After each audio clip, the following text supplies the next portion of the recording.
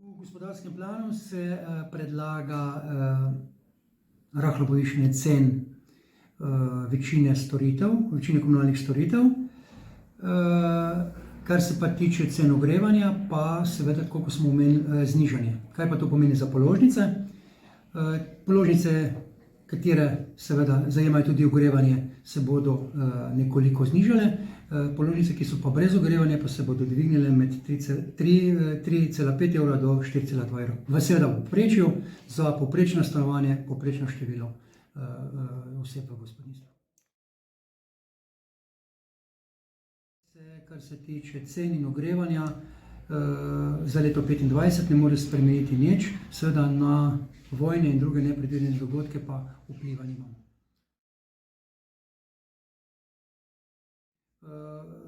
Jaz verjamem, da bodo občinske svetnice in svetniki potrdili elaborat in pa gospodarski načrt za leto 2025, kar pa pomeni, da bodo vse dejavnosti razne energetike poslovale s pozitivno ničlo, kar bo prvič v zadnjih nekaj letih po dolgem času.